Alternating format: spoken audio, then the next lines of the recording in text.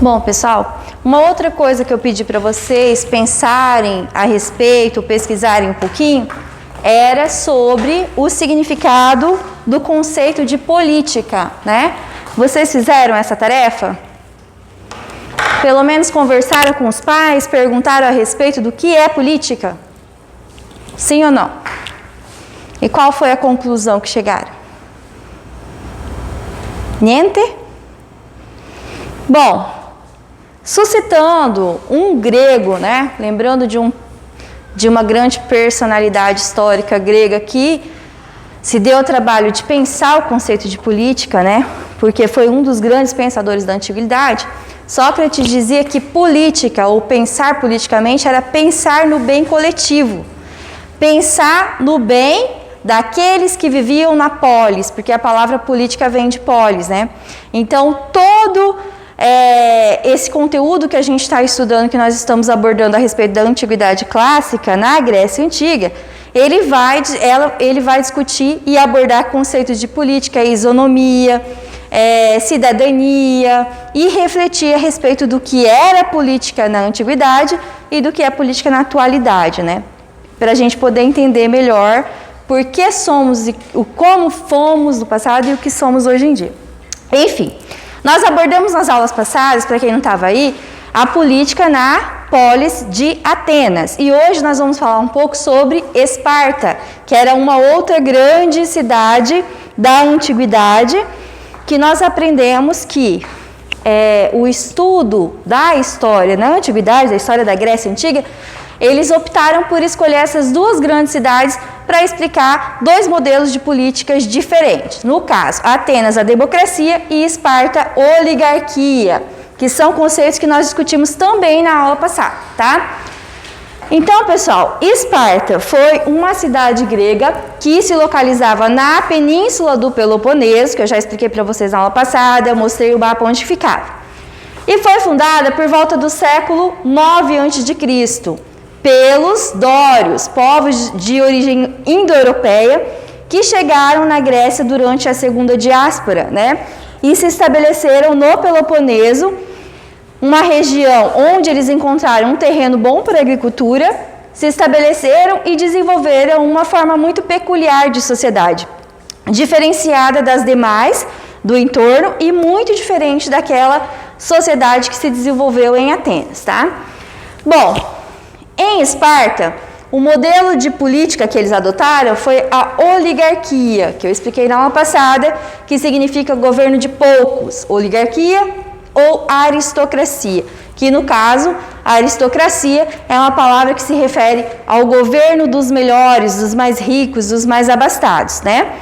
Na sociedade espartana, mais rico, mais abastado, oligarca, eram aqueles que se diziam descendentes dos antigos dórios, os fundadores da polis, que eram chamados de espartanos ou esparciatas, tá? Essa elite, na maioria formada por guerreiros, eles se voltavam para as artes da guerra nessa cidade e desenvolveram uma forma de governo em que eles tinham a hegemonia, tanto política quanto econômica, tá? Então, em Esparta, o modelo político adotado é a oligarquia.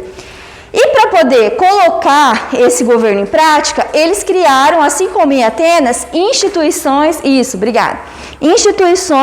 que favoreceram ou facilitaram esse modelo de governo, tá? Que no caso, uma das principais instituições políticas era a Ápela, que significa Assembleia dos Cidadãos. Quem que era cidadão em Esparta mesmo, que eu acabei de falar? Somente os espartanos, que se diziam descendentes dos fundadores, dos antigos dórios.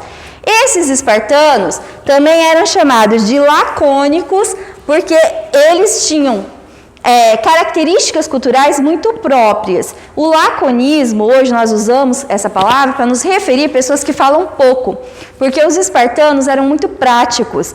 Eles não gostavam de muitos discursos e filosofia e teatro e arte como os atenienses, por exemplo. Eles se dedicavam a levar e vivenciar uma vida que fosse mais prática, direta e que trouxesse benefícios a curto prazo, vamos dizer assim, né? Por conta disso, esses espartanos desenvolveram um sistema político simplificado também.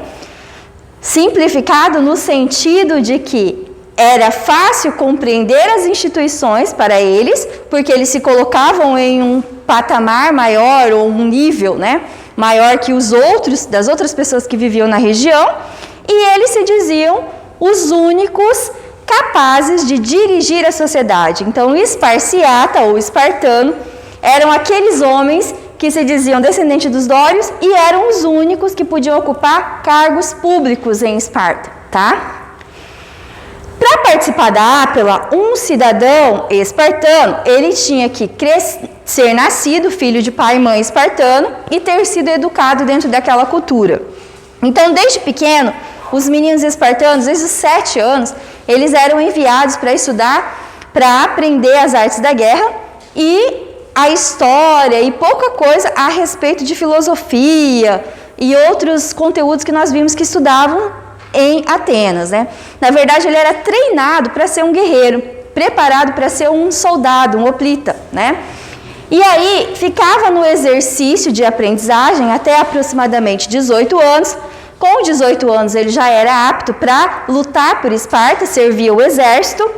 E com 30 anos, ele era considerado cidadão. Podia voltar para a cidade, se casar só a partir dos 30 e também fazer parte das instituições políticas a partir dos 30 anos. Por isso que na Ápila, eu coloquei aqui, ó, Assembleia dos Cidadãos com mais de 30 anos, porque só podia participar dessa Assembleia os homens que fossem maiores de 30. O que eles faziam na Ápila? Essa Assembleia era responsável por votar e escolher as leis que eram elaboradas pela Gerúsia, o Conselho dos Anciãos. No caso, a Gerúsia era um conselho formado por 28 homens espartanos com mais de 60 anos. Eles davam muita importância para o ancião nessa cultura, né? Porque eles agregavam muito conhecimento às pessoas mais velhas. Então, eles elaboravam as leis que deveriam entrar em vigor em Esparta. Essas leis passavam pelo Conselho dos Cidadãos de mais de 30 anos, a Ápila, e se elas fossem aprovadas, elas entravam em vigor dentro da polis, dentro da cidade. Outra instituição política importante é o Eforato. O Eforato era um conselho, né, formado por 5 cidadãos espartanos, mais velhos também, normalmente com mais de 60, que eram eleitos pela Ápila e desempenhavam funções religiosas e comandavam também as decisões que seriam tomadas pelo exército e pelos diarcas, que eu esqueci de colocar aqui, mas eu vou pôr aqui na frente, ó. As instituições políticas. Diarquia. 2 reis. Que não é, nesse caso, na oligarquia espartana, eles escolhiam ou elegiam 2 reis que governariam por um período de 2 anos.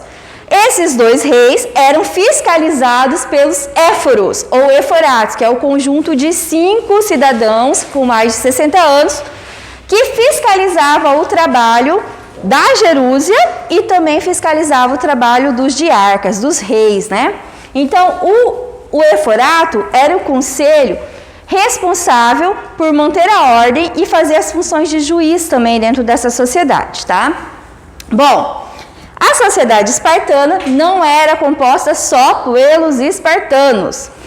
Na verdade, eles eram a minoria que viviam naquela região, na península do Peloponeso. Quando eles chegaram e conquistaram a região, haviam outras comunidades que viviam naquela região, que foram submetidas, subjugadas pelos dórios e ao longo dos séculos passaram a ser subjugadas pelos espartanos. Esses que viviam na região eram chamados de periecos e ilotas.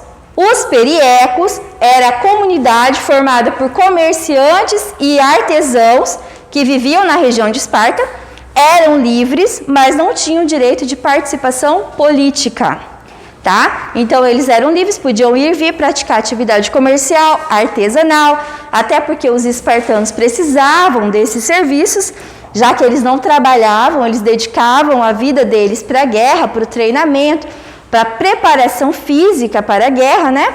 E deixavam todos os outros serviços a cargo dessa população que eles consideravam inferiores por não serem descendentes dos antigos dórios. Então, os periecos, comerciantes e artesãos, viviam na região, participavam do exército em caso de uma guerra grande, com direitos menores, mas não tinham nenhum tipo de participação política, tá? Por que é importante ter participação política dentro de uma comunidade? Por quê?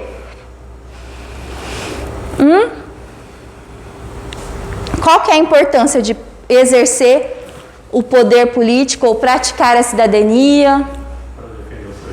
Defender os seus direitos, muito bem. Se você não tem voz ativa dentro de uma comunidade, você sempre vai ser o quê?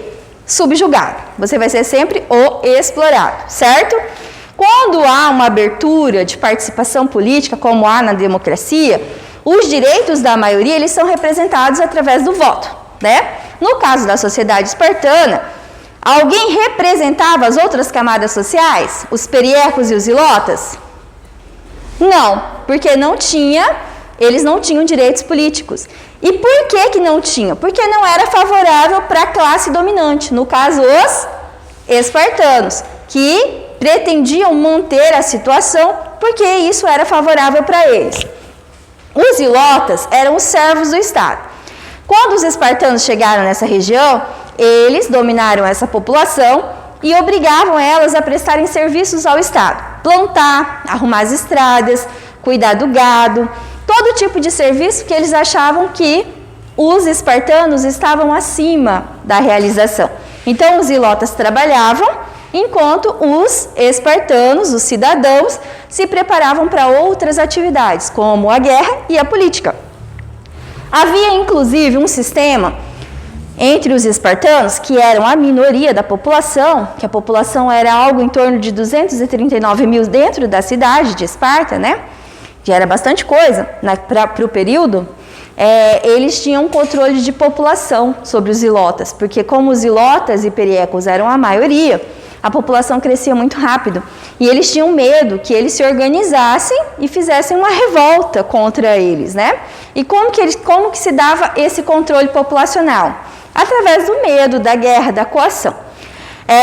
De períodos em períodos, os reis, os diarcas, organizavam ataques contra as vilas dos periecos e zilotas. Entravam nas casas, matavam, né? Queimavam as casas, apavoravam as pessoas para que as pessoas tivessem medo deles. Então, eles controlavam a outra população através do medo e da força.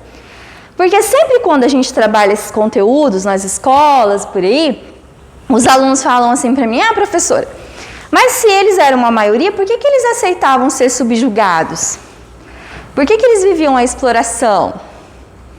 Deve ter alguma forma de controle, né? Por que eles não faziam nada se eles eram a maioria? Por que os periecos e os zilotas não se revoltavam contra os espartanos? Acabei de falar antes, né? Porque eles dominavam através do medo e da força. Eles eram os detentores das armas, por exemplo, né? Eles controlavam a circulação de armas dentro da cidade para que os periecos e zilotas não pudessem se armar. Mas tinha foice, pau, pedra, e daí, né? Fazia guerra do mesmo jeito. Dá para fazer. Mas você vai com uma enxada e uma foice contra uma espada, né? Você vai, um agricultor não treinado, contra um soldado que é treinado dos 7 anos até os 30. Quem que vai ganhar? Né? Então, eles se organizavam e mantinham o controle populacional e o controle sobre as atividades rurais e atividades produtivas em Esparta através do medo e da força, tá? Então, a sociedade espartana era dividida basicamente essas três camadas sociais. Os espartanos, que eram as elites, e mantinham o poder e as melhores terras e o poder político, né? Os periecos, que viviam um nível abaixo dos espartanos, embora fossem livres, e os zilotas, que eram servos do Estado e viviam no sistema de servidão presos à terra. Eles não podiam ir embora. E como que se dava esse controle? Novamente, através de vigias, guardas, sistemas de controle que não permitiam a fuga dessas populações, né? E o medo, tá? E não tinham direitos políticos assegurados. Em Esparta, pessoal, era muito comum os maus tratos, né, que esses ilotas sofriam quando os esparciatas, os espartanos, não estavam felizes com as suas atividades. Então, eles ficavam com medo e acabavam obedecendo. Interessante também a gente falar um pouquinho sobre a educação em Esparta. Diferente de Atenas, né, que os meninos eram ensinados a retórica, o teatro, a filosofia, a história, a matemática, a política, né? Em Esparta, a educação dos meninos era mesmo mais voltada para a guerra, mais voltada para o exercício da cidadania, pós-participação no exército. Mas é interessante que nessa cidade, nessa polis, as mulheres recebiam uma educação, embora ela fosse em casa, um pouco parecida com a dos homens, porque elas eram treinadas desde cedo para terem força física e saberem lutar em caso de guerra ou em caso de invasão da cidade, que elas pudessem se defender na ausência dos homens, né? Então, as mulheres também tinham mais liberdade em Esparta do que em Atenas para fazer alguns tipos de atividade. Menos participação política, porque essas duas sociedades eram patriarcais e quem dominava o cenário político e as decisões eram os homens, né? Embora houvesse aí um pouco mais de liberdade. Também não era permitido aos espartanos e nem aos periecos e ilotas o casamento interclasses sociais. Então, eles não podiam se casar entre si. Espartano casava com espartano, para manter a hegemonia do grupo e a pureza racial. Porque é daí que surgiu o princípio do arianismo, que vocês já devem ter ouvido falar, né? Na Segunda Guerra Mundial, quem estudou lá o 3º ano ou o 9º ano do ensino fundamental e estudou a Segunda Guerra Mundial, aprendeu sobre o conceito de arianismo que Hitler utilizou durante a Segunda Guerra como desculpa, né, para assassinar milhares de judeus durante o Holocausto. Esse princípio do arianismo consiste em manter a pureza racial de uma população que se julga superior a outra. No caso, os espartanos, que se achavam superiores às demais populações que viviam na Grécia e também aos povos que eram subjugados por eles. Como que eles mantinham isso? Casamentos interétnicos, sempre casando-se espartanos com espartanos, descendentes de Dóris, e também fazendo um controle de natalidade bem sério. Por exemplo, toda vez que nascia uma criança em Esparta, ela era examinada para ver se ela não tinha nenhum tipo de problema físico ou nenhum tipo de deficiência que pudesse atrapalhar o crescimento dela e o desenvolvimento como soldado. Se houvesse qualquer tipo de deformidade ou deficiência, essa criança era deixada para perecer, né, ou era jogada num penhasco para morrer, porque eles não aceitavam na sociedade deles pessoas que fossem fracas, que não fossem capazes de lutar. Uma sociedade militarizada, guerreira, que pregava a força física, o ideal estético grego, né, como sendo um ideal a ser alcançado pela sociedade. Vocês já devem ter observado, estudando ou assistindo filmes e séries, que a estética grega ela era muito voltada para a beleza, para a perfeição, né? Se você pegar ali uma estátua grega, uma escultura, né, você vai perceber o quão perfeitos são os traços, a simetria do corpo, né, a representação da beleza, tanto masculina quanto feminina. E os gregos realmente levavam essas coisas a sério na antiguidade, né? Os espartanos principalmente, eles preconizavam e pregavam a força física, né, a saúde e o treinamento militar como base de sustentação dessa sociedade. E para isso, eles também praticavam o infanticídio, que é o assassinato de crianças quando há algum tipo de deficiência. Isso acontece em outras sociedades também. Sociedades indígenas aqui na América também é comum esse tipo de coisa. Por quê?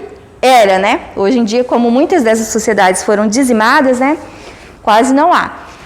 Por quê? Porque essas populações acreditavam que uma pessoa com uma deficiência, uma pessoa com um problema físico ou mental, ela atrasa o grupo. Que as pessoas elas tinham que lutar para se defender, elas tinham que caçar, coletar para comer. E uma pessoa nesse sentido, ela não consegue fazer. Então, eles descartavam o nascimento para não ter que outras pessoas se ocupar da alimentação e do cuidado daquela pessoa.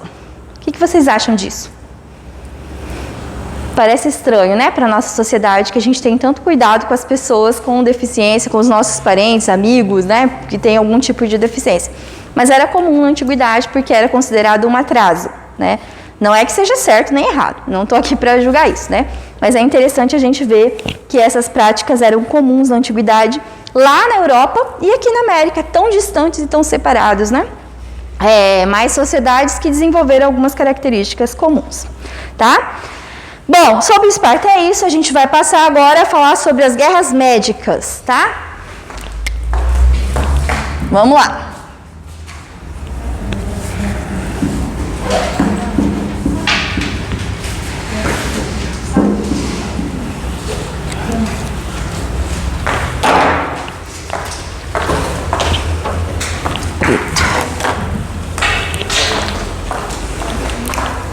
Pessoal, se eu estiver falando muito rápido, vocês peçam para eu falar devagar, tá? Porque eu sei que eu falo um pouco rápido.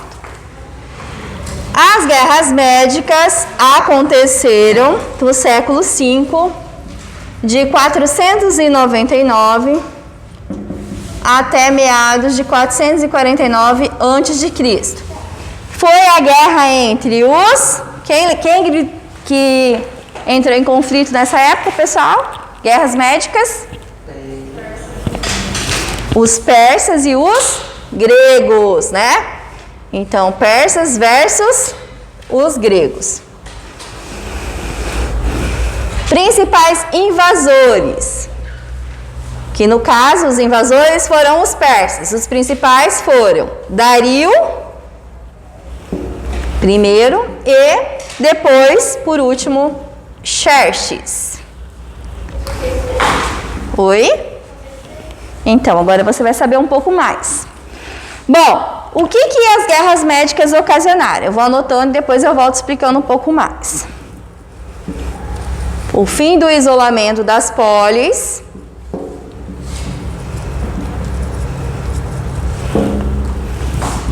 e a formação da Liga de Delos.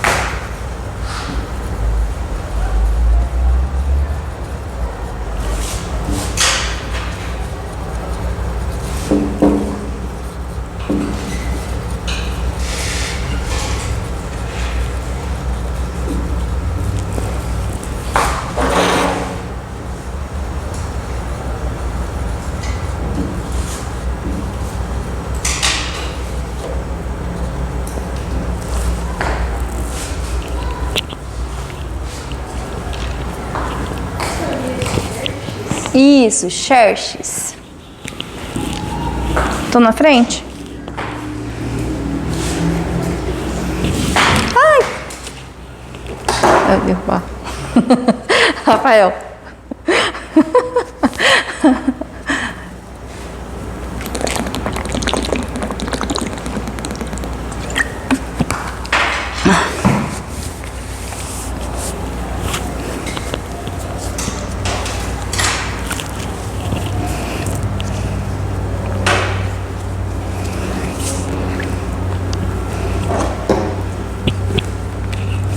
Bom, pessoal, durante todo esse período, né, que a gente foi estudando ao longo das aulas e observando a formação das duas principais cidades, observando o crescimento e a prosperidade econômica advindo das atividades comerciais praticadas pelos gregos. Ao entorno da Grécia, na região indo-europeia e no entorno, cresciam outras civilizações, como a civilização persa, que foi uma das grandes civilizações da antiguidade, que acabou criando um interesse na conquista da Grécia, né? Devido aos fatores que eu falei antes, prosperidade econômica, ao desenvolvimento intelectual, comercial e cultural.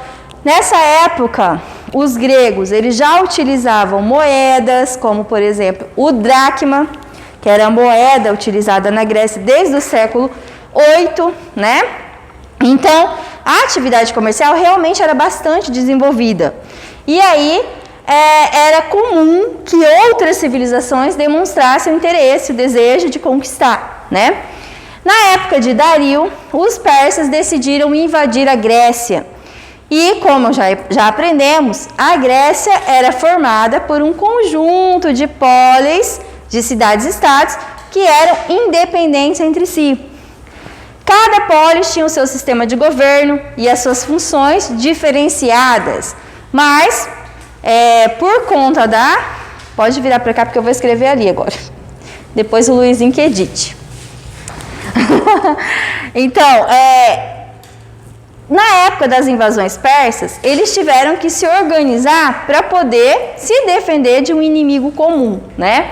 Olha lá, que eu coloquei nos tópicos para vocês. Guerras médicas do século V, aconteceram no século V, de 499 a.C. até 449. Então foram quase 50 anos de guerra, né? Com vários intervalos, não foram 50 anos diretos, né?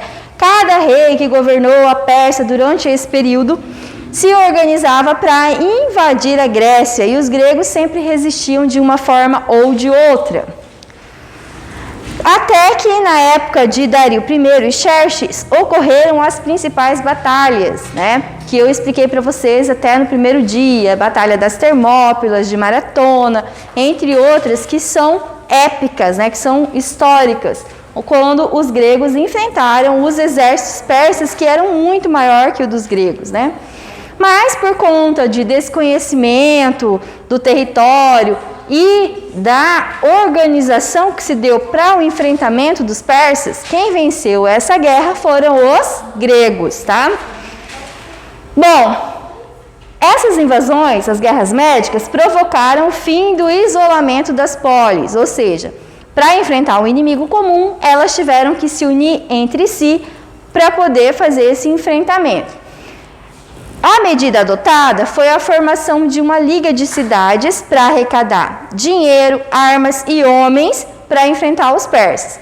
E assim foi criada pela primeira vez na história da Grécia Antiga a Liga de Delos, que foi uma associação de cidades liderada por Atenas, que tinha como objetivo arrecadar fundos, navios, armas e homens e alimentos para um possível enfrentamento com os persas. Tudo isso era levado e armazenado na ilha de Delos, por isso Liga de Delos. A cidade-sede, ou o banco, vamos dizer assim, onde ficavam essas riquezas, era na ilha de Delos.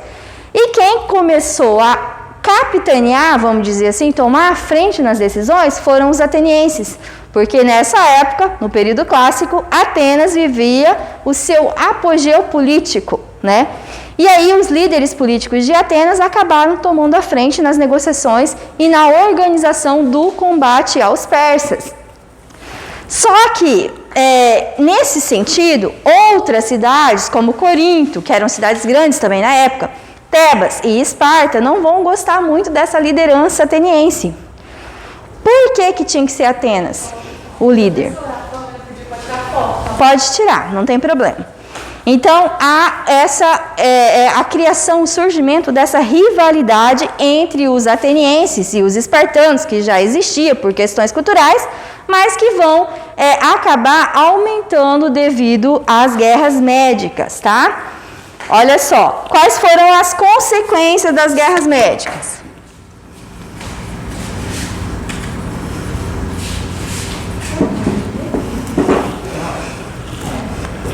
Primeiro, os gregos venceram. Ótimo. Atenas vai se tornar a principal cidade da Grécia Antiga, porque depois do conflito, eles ficaram com toda a riqueza e com todos os louros por terem vencido os persas, né?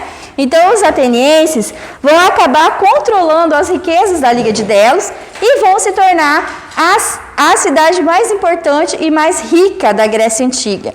Bem no período clássico, na época de Péricles, o legislador, que acabou reformando Atenas e transformando ela em um grande centro cultural, econômico e turístico da Grécia Antiga, tá? Então, eles aproveitaram o dinheiro que sobrou da guerra para investir na cidade.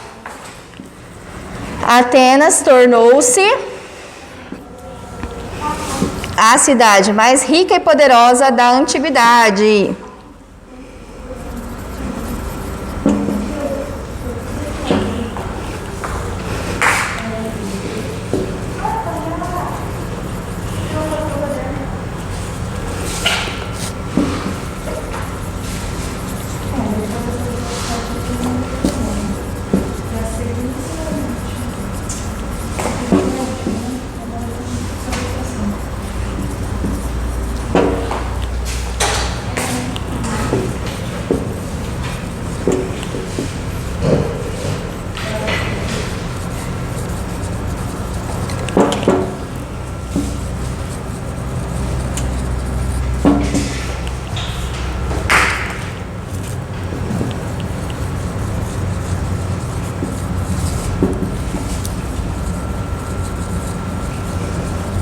Bom, derrotados os persas, a cidade de Atenas se tornou a mais rica e poderosa, se aproveitando das riquezas da Liga, né?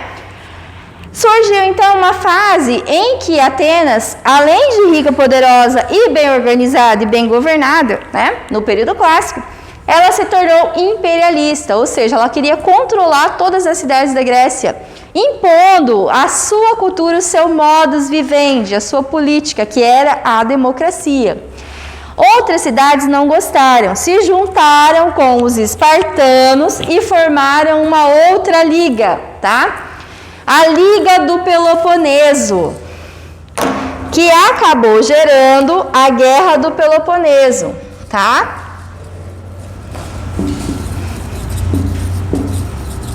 Essa liga, ela foi criada para rivalizar com a Liga de Delos.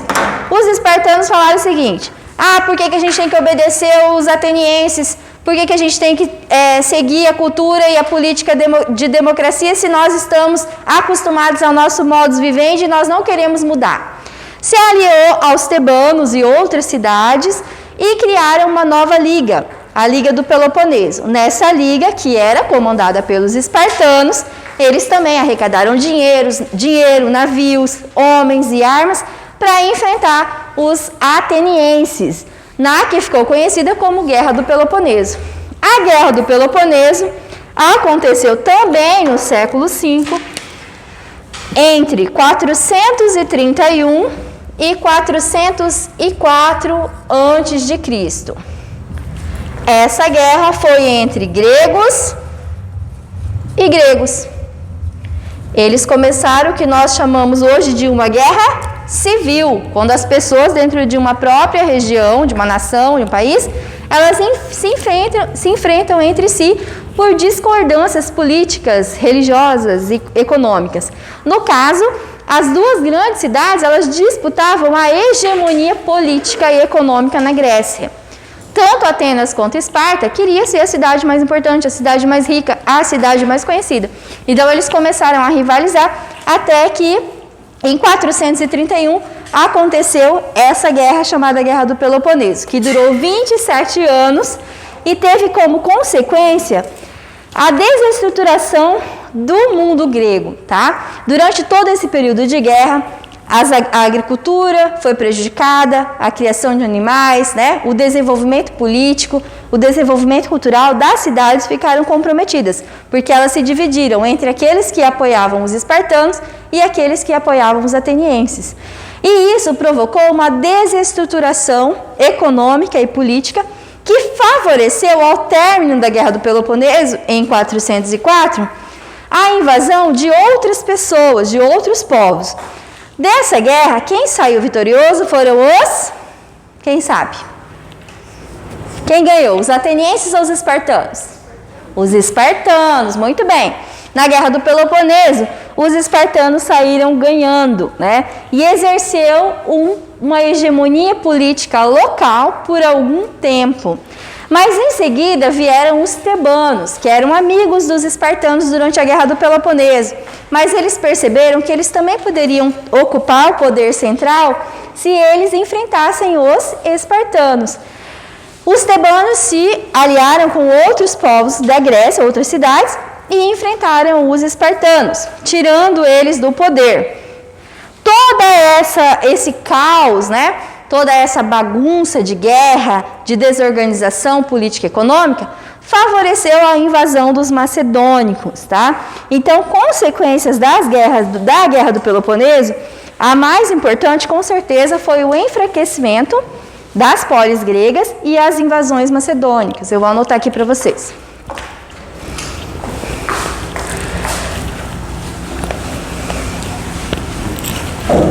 Você já tirou aqui, né, Jéssica?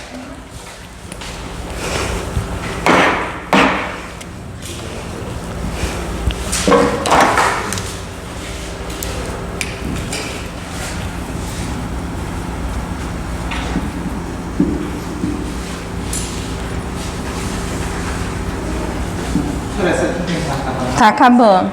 Tem outro não vermelho? Aqui. Esse é bem melhor.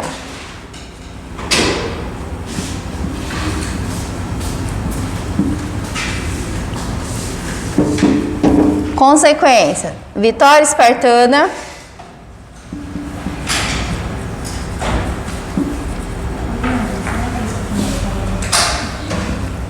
desestruturação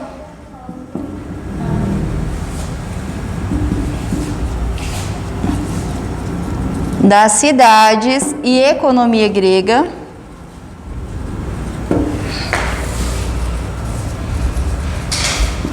invasões macedônicas.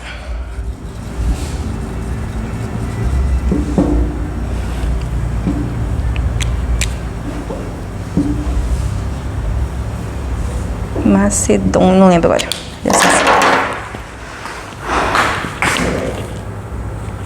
Isso.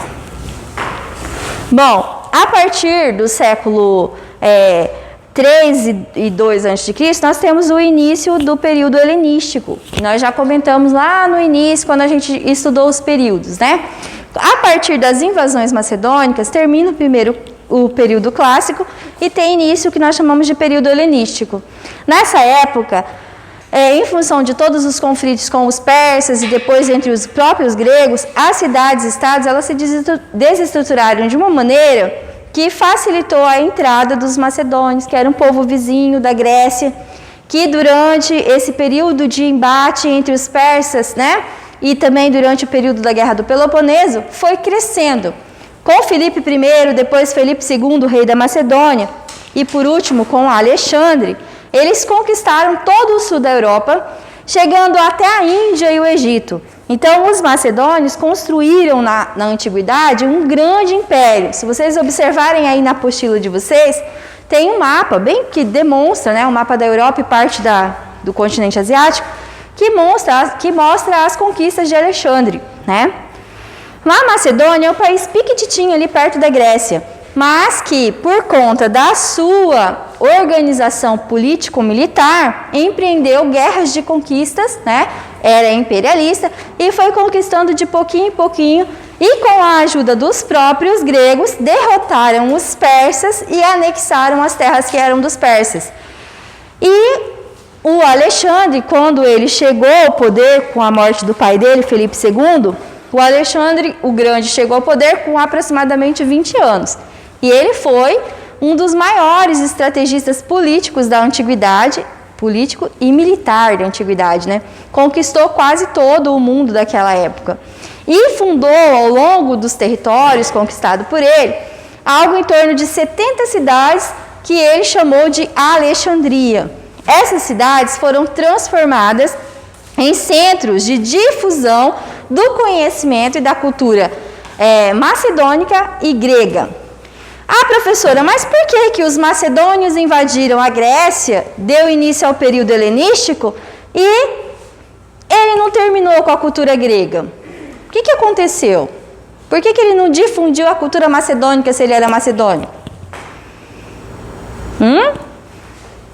Quem lê o texto? Exatamente. O Alexandre, ele foi enviado para a Grécia pelo pai dele quando ele tinha 13 anos para ser educado por nada mais, nada menos do que Aristóteles. Ele foi educado em política, retórica, filosofia e história por um dos maiores mestres da filosofia da antiguidade.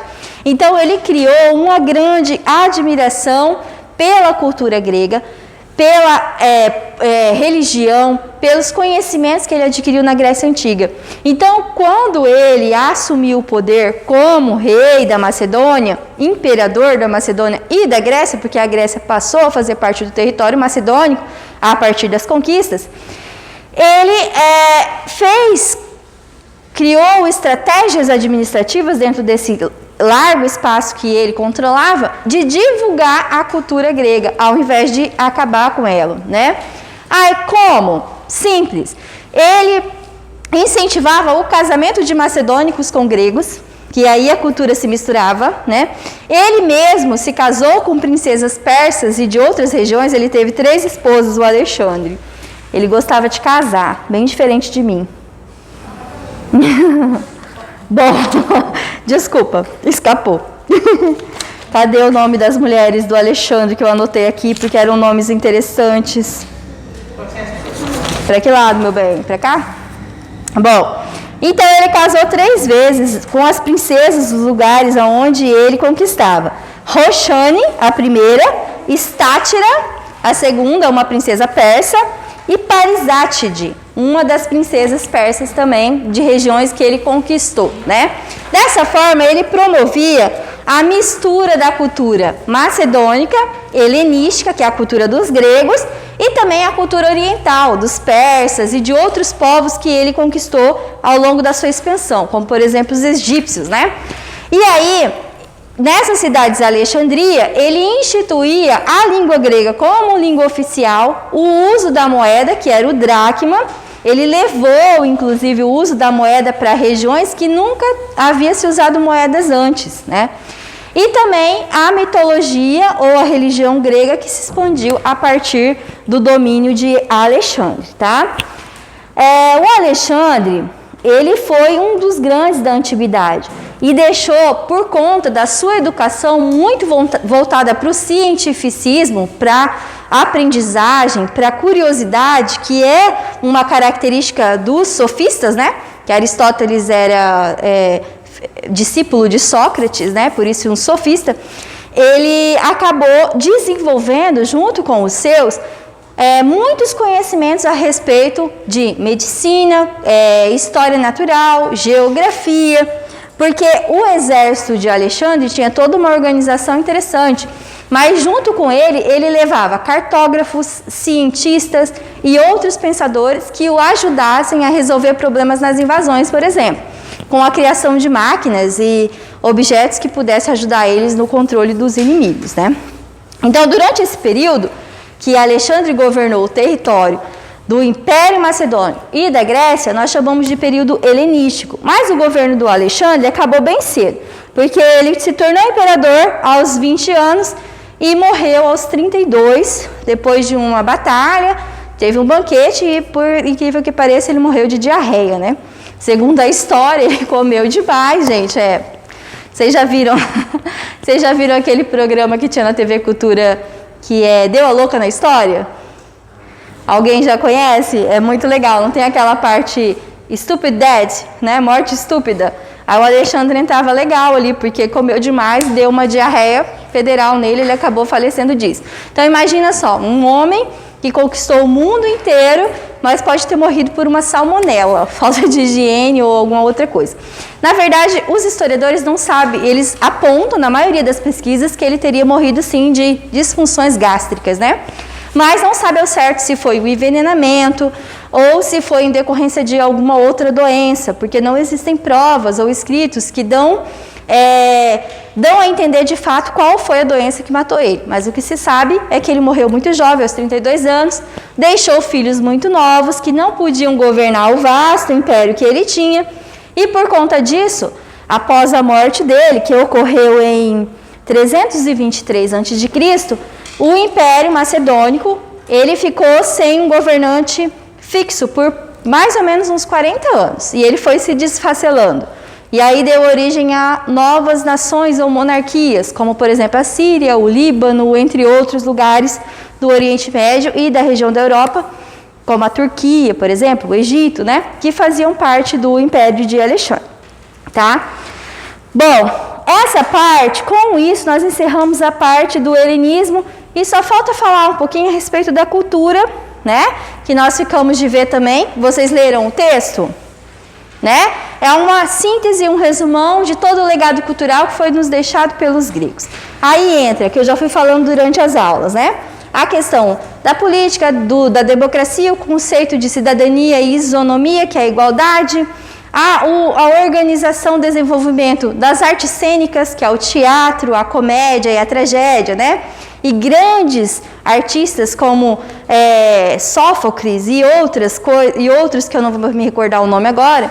Na filosofia, né, como o próprio Sócrates, Aristóteles, Xenófanes, entre outros filósofos que desenvolveram todas as teorias de pensamento nas quais nós nos baseamos para a criação do pensamento moderno, né?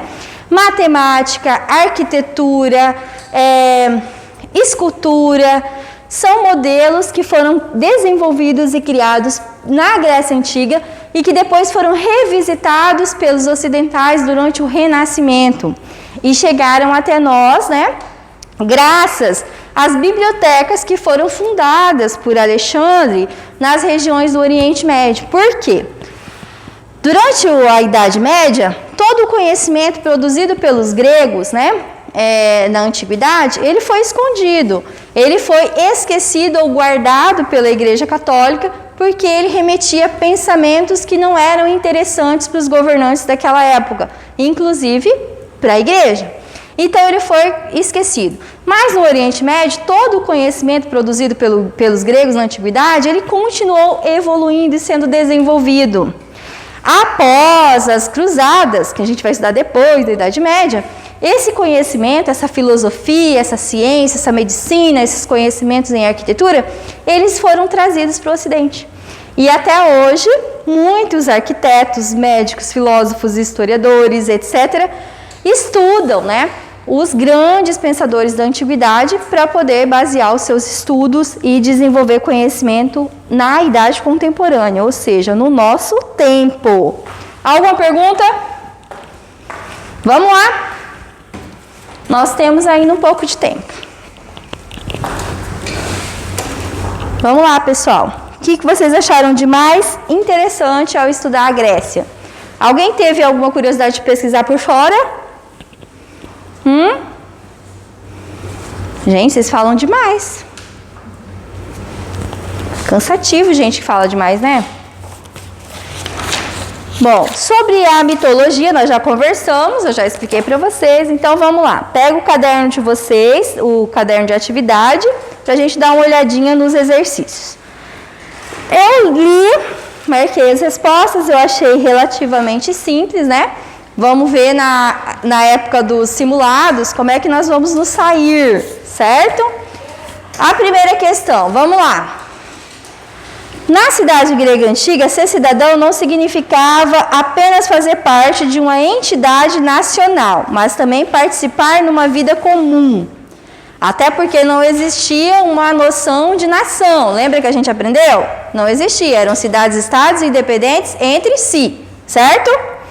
Tomando por base a afirmativa anterior, pode-se compreender corretamente que a vida na polis para o cidadão significava, viver na cidade significava, lá na antiguidade, Romper com a religião e os mitos e adotar o modo de vida proposto pelos filósofos, o de disseminar a filosofia e a democracia para todas as cidades e estados gregas, realizar o ideal grego de unificação política, militar, geográfica, econômica, religiosa, cultural de todas as cidades e estados e suprimir as tiranias das oligarquias?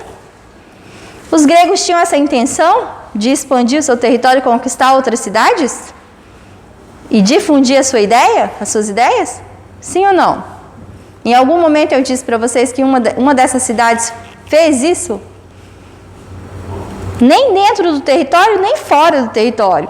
Porque eles mantinham, né, o respeito entre as cidades e estados. Cada cidade e estado como uma unidade produtiva independente. Né? Só houve uma tentativa imperialista depois da guerra durante, um pouco antes da Guerra do Peloponeso, quando Atenas tentou fazer um imperialismo, né? Mas funcionou? Não, porque essa cidade já tinha uma política desenvolvida, eles não aceitavam dominação, né? Então essa não está correta. Outra, exercer obrigatoriamente uma magistratura ao longo da vida, pois o aprendizado político por todos representava a garantia do bem-estar social e da manutenção da democracia. Era obrigado todo mundo participar da vida política? Exercer algum tipo de cargo? Foi estudado isso? Não, né? Então está errado. Embora a participação política é voltada sim para o bem-estar social, certo? Então algumas coisas nas frases vão estar corretas, enquanto que outras vão estar erradas. É uma questão de interpretação. Pensar bem, conhecimento, que é a base, mas também de interpretação de texto. D. Formar um corpo de súditos cujas decisões políticas se orientavam para a manutenção do poder econômico e religioso das famílias detentoras de frotas que comercializavam pelo Mediterrâneo. Essa era a ideia? Formar um grupo cujas decisões políticas fossem orientar toda a economia da Grécia? Não, né? Integrar uma comunidade que visava o seu bem comum por meio de decisões políticas da adoção de uma defesa militar e de práticas religiosas que buscavam benefícios e proteção dos deuses para a cidade. Sim, né? A resposta correta é a letra E, porque cada cidade-estado mantinha sua independência entre si e a cidadania onde ela foi exercida, como em Atenas, visava o bem-estar social da maioria da população. Embora só participasse dessa vida política os cidadãos, que era um grupo bem restrito da sociedade. Quem que era cidadão em Atenas? Somente os homens, filhos de pai e mãe, ateniense e maiores de idade, né? Então, todos os demais segmentos da sociedade, mulheres, escravos e estrangeiros, eram fora dessa cidadania. Então, embora o bem-estar social da maioria fosse visado, nem todos podiam participar, né? A 2. Para os gregos da antiguidade, a palavra idiota era usada para representar o cidadão que não se preocupava com a vida política da cidade-estado. Portanto, de acordo com essa acepção grega, poderia ser considerado um idiota. O filósofo Sócrates, que afirmava que a verdadeira sabedoria estava em reconhecer que tudo que sei é que nada sei. O general Alexandre o Grande, que tendo sido aluno de Aristóteles, pretendia dominar militarmente todo o mundo conhecido. Ai meu Deus, será que ele era idiota? Os habitantes da polis, portadores dos direitos políticos, que ignoravam os discursos e as decisões tomadas durante os debates públicos ocorridos na Ágora. Sim ou não? Por quê? Por que essa está certa? Porque ser idiota, né, essa palavra que a gente usa hoje como um xingamento, né, na nossa sociedade, é uma palavra que se refere àquele que ele se coloca à parte por opção. Não é que ele não saiba que ele pode participar da vida política, no caso, mas ele escolhe não participar. Né? Olha só a frase, ó, habitante da polis, que é portador de direitos políticos, mas que ignorava os discursos e as decisões que eram tomadas na praça pública, que é a ágora, ou seja, ele não queria saber de política. Então parece que na nossa sociedade está cheio de pessoas idiotas, né? Que escolhem ignorar a vida política, mesmo sabendo que o bem-estar comum da população depende das escolhas políticas da maioria, porque é uma democracia. Então a correta é a letra C, né? E a D está errada, porque os escravos, estrangeiras, mulheres, as crianças que não tinham direito à cidadania, ao voto ou à voz à assembleia, né? A gente sabe que eles eram mantidos à parte, então não era uma escolha deles, né? 3. Nosso regime político não se propõe tomar como modelo a lei dos outros. Antes somos modelo que imitadores. Como tudo nesse regime depende não de poucos, mas da maioria, meu nome é democracia. Nela, enquanto no tocante às leis, todos são iguais para a solução das suas divergências particulares. No que se refere à atribuição de honrarias, o critério se baseia no mérito e não na categoria que se pertence. Inversamente, o fato de um homem ser pobre não o impede de prestar serviços ao Estado. Trecho de uma oração fúnebre de Péricles, citado por Tucídides, que foi um grande historiador que contou a Guerra do Peloponeso, tá? Grego, lá da Antiguidade. Com base no texto anterior e nos conhecimentos sobre a democracia na Grécia Antiga, é correto afirmar que as mulheres expressavam a sua opinião e participavam dos debates públicos e políticos? Não, né? Porque nós aprendemos que era uma sociedade patriarcal, ou seja, a mulher não participa. B. Aos metecos eram garantidos direitos políticos integrais devido ao pagamento de impostos. Quem que eram os metecos? Os estrangeiros. Eles tinham participação política? Não. Então essa está errada porque os metecos não tinham. A isonomia era o princípio pelo qual se estabelecia a igualdade dos cidadãos perante a lei. Sim, porque eu expliquei para vocês que a palavra isonomia significa igualdade perante a lei. E é um princípio fundamental da democracia. Todos são iguais perante a lei, certo? Então, para explicar essa frase do Tucídides representando a democracia na Grécia Antiga, a resposta correta é a C.